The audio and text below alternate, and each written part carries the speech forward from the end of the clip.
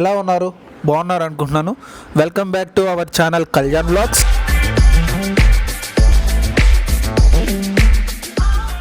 So ఇవాల్టి video వచ్చి మీరు ఆల్రెడీ థంబ్నైల్ చూసే ఉంటారు. సో నేనైతే తిరుపతిలో ఉన్న బొమ్మల కోటర్స్కి అయితే వెళ్ళాను ఫ్రెండ్స్. ఎందుకంటే నెక్స్ట్ మనకి వచ్చే ఫెస్టివల్ వినాయక చవితి కదా. సో అందరికీ తెలిసిందే, వినాయక చవితి అంటే అందరూ చాలా బాగా సెలబ్రేట్ చేసుకుంటారు. సో దానికోసం మీకు ఉపయోగపడుతుందని నేను ఈ వీడియో అయితే అందరికన్నా ముందు నేను తీస్తున్నాను ఫ్రెండ్స్. వీడియోకి మీకు ఉపయోగపడుతుంది అనుకుంటున్నాను. బొమ్మల కోటర్స్లో మెయిన్గా వినాయక స్వామి బొమ్మలు అయితే తయారు చేస్తారు.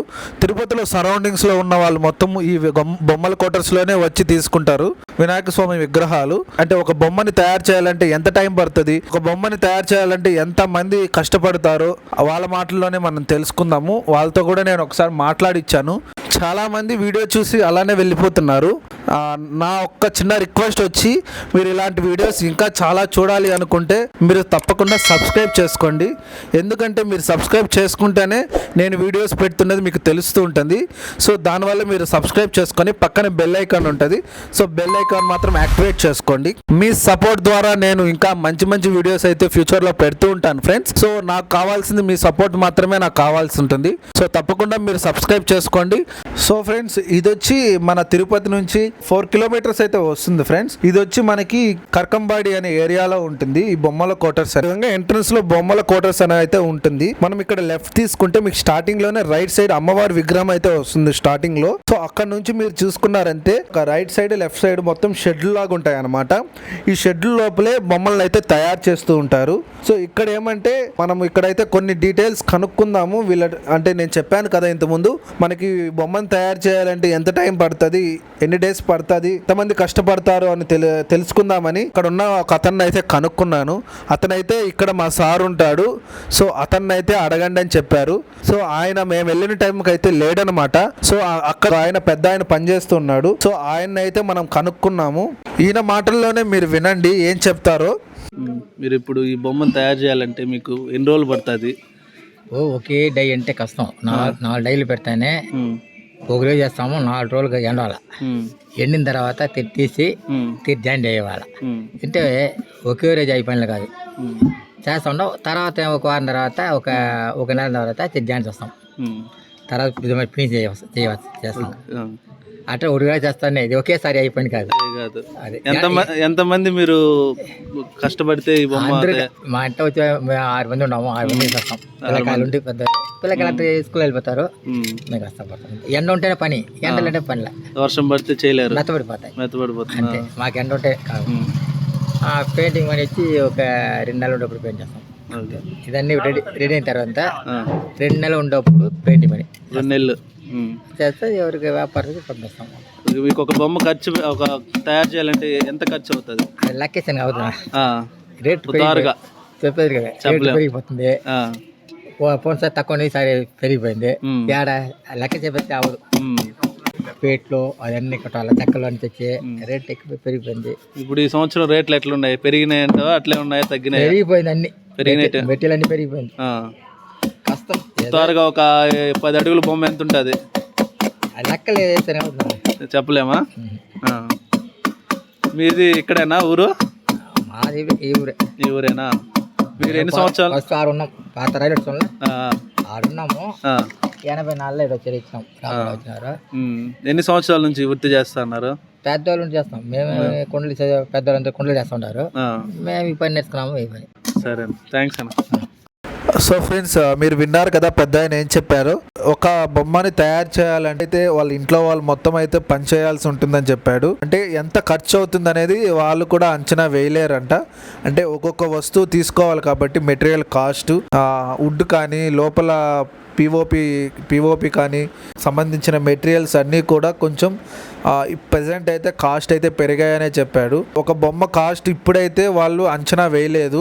వర్క్ మొత్తం ఫినిష్ అయ్యాక ఒక్కొక్క బొమ్మకి అంటే హైట్ బట్టి, ఒక్కొక్క బొమ్మకి ఒక్కొక్క హైట్ ఉంటుంది కాబట్టి ఆ హైట్ బట్టి ఎన్ని అడుగులు ఉంటుందో బొమ్మ, సో దాన్ని బట్టి వాళ్ళైతే కాస్ట్ అయితే డిసైడ్ చేస్తారు ఫ్రెండ్స్. వాళ్ళైతే ప్రజెంట్ అయితే కాస్ట్ అయితే ఇంకా డిసైడ్ చేయలేదు. సో మనం అడిగాము కాస్ట్ ఎంత ఉంటుందని కూడా. సో వాళ్ళైతే చెప్పలేదన్నమాట. ఇంకా మేమైతే కాస్ట్ ఇంకా ఏం అనుకోలేదు. కొన్ని రోజులు అయితే వర్క్ ఫినిష్ అయిపోతుంది. సో ఆ తర్వాత మళ్ళీ నేనైతే వెళ్ళి ఒకసారి కనుక్కుంటాను. మొత్తం బొమ్మలు అయితే ఫినిష్ అయ్యాక మళ్ళీ మీకైతే ఒకసారి వీడియో పెడతాను. ఒక్కొక్క బొమ్మ కాస్ట్ ఎంత ఉంటుంది ఏమనేది అయితే మీకు చెప్తానన్నమాట. సో ఇక్కడ మీరు చూసారంటే మొత్తం విగ్రహాలు ఇప్పుడే స్టార్ట్ అయ్యాయి అనమాట. ఒక 50% వర్క్ అయితే కంప్లీట్ అయిపోయింది. ఇంకా ఆల్మోస్ట్ వాళ్ళకి ఏమంటే పెయింటింగ్ వర్క్ ఉందన్నమాట. సో 50 to 60% అయితే వర్క్ అయిపోయింది. సో కొంచెం ప్యాచ్ వర్క్ అయితే ఉంది. సో ఇవన్నీ కూడా ఇంకా 1 monthలో అయితే ఇంకా 20 days 1 monthలో అయితే మొత్తం అయిపోతుందని మాత్రం మనకు చెప్పారు. సో ఇక్కడ చూస్తున్నారు కదా మీరు చెక్కలతో, ఇది వచ్చి మనకి స్వామివారి పీట కింద, అంటే స్వామివారి కింద పీటలాగా ఉపయోగిస్తారు. సో ఆ పీట పైన మనకి బొమ్మనైతే తయారు చేస్తారనమాట. సో ఇది వచ్చి స్వామివారిని అంటే విగ్రహాన్ని తయారు చేస్తారు కదా. సో ఆ ప్యాచెస్ అతికేయడానికైతే గమ్ము లాంటి టైప్ లాంటిది అనమాట. మీరు ఈ షెడ్లో చూసారంటే ఈ షెడ్లో ఉన్న మొత్తం అన్ని బొమ్మలు అయితే 18 అడుగుల బొమ్మలే అనమాట. వీళ్ళు తయారు చేసిన బొమ్మల్లో ఇదే హైయెస్ట్ అనమాట. 18 అడుగుల బొమ్మ అయితే ఇక్కడైతే ఉంది.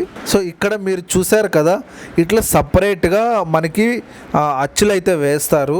సపరేట్గా అంటే హెడ్, అలానే చేతులు, కాళ్ళు అన్నీ సపరేట్గా అచ్చులు వేసి నేను ఇంతకుముందు మీకు చూపించినట్లు అలాంటి గమ్ముతో అయితే వీళ్ళైతే దీన్ని పేస్ట్ చేస్తారు. ఇంతకుముందు ఆ పెద్ద ఆయన చెప్పింది ఏంటంటే వాళ్ళ వృత్తి అంటే వాళ్ళు ఎప్పటి నుంచో అంటే వాళ్ళ తాతల కాలం నుంచి చేస్తున్నారు. వాళ్ళ తాతల కాలము వాళ్ళైతే ఈ కుండలు ఉంటాయి కదా, కుండలు అవి చేస్తూ ఉన్నారంట. వీళ్ళు ఇప్పుడు ఈ పని నేర్చుకున్నారు. సో ఈ పని నేర్చుకొని వీళ్ళు ఇట్లా బొమ్మలు తయారైతే నేర్చుకున్నారు. సో అప్పటి నుంచి ఈ బొమ్మల తయారీలోనే వీళ్ళు జీవితాన్ని కొనసాగిస్తూ ఉన్నారనమాట. అంటే మీరు ఈ బొమ్మల కోటర్స్లో చూసారంటే చిన్న బొమ్మల నుంచి పెద్ద బొమ్మల వరకు ఉంటాయన్నమాట. అంటే 2 అడుగులు 3 అడుగుల నుంచి 18 అడుగులు 20 అడుగుల బొమ్మలు అయితే ఇక్కడ మీకు అందుబాటులో ఉంటాయి. సో మీరు కూడా ఎవరన్నా తీసుకోవాలి అనుకుంటే తప్పకుండా ఈ వీడియో చూసిన వాళ్ళు మీరైతే ఇక్కడికి ఒకసారి వచ్చి విజిట్ చేసి మీరు కూడా మీకు నచ్చిన బొమ్మ అయితే తీసుకోవచ్చు. సో కాస్ట్ పరంగా అయితే మనకైతే చెప్పలేదు, ఇంకా వాళ్ళైతే డిసైడ్ కాలేదని అయితే చెప్పారు మనకి. మీరు వెళ్ళిన టైంకి ఏమన్నా వాళ్ళు కాస్ట్ గురించి చెప్తే సో మీరు అక్కడ మాట్లాడైతే బొమ్మనైతే బుక్ చేసుకోండి. ఇక్కడ ఉన్న ప్రతి ఒక్కరూ ప్రతి ఇంట్లో ఉన్న వాళ్ళే ఈ వృత్తిని అయితే కొనసాగిస్తున్నారు. ప్రతి ఇంటి దగ్గర అయితే ఇలాంటి షెడ్స్ అయితే ఉన్నాయి. ఇలాంటి షెడ్లో అయితే బొమ్మలు అయితే తయారు చేస్తున్నారు. సో ఇక్కడ మీరు చూసారంటే చిన్న బొమ్మలు కూడా ఉన్నాయి. సో ఫ్రెండ్స్, ఈ వీడియో ఇంతటితో ఎండ్ చేస్తున్నాను. మీకు ఈ వీడియో నచ్చింది అనుకుంటున్నాను. మీకు కానీ ఈ వీడియో నచ్చుంటే ప్లీజ్ లైక్, షేర్, సబ్స్క్రైబ్. ఇక్కడ ఎవరైనా వినాయక స్వామి బొమ్మను తీసుకోవాలని ఇంట్రెస్టెడ్గా ఉంటే కమెంట్ చేయండి. నెక్స్ట్ వీడియోలో మళ్ళీ కలుద్దాం. అంతవరకు సైనింగ్ ఆఫ్.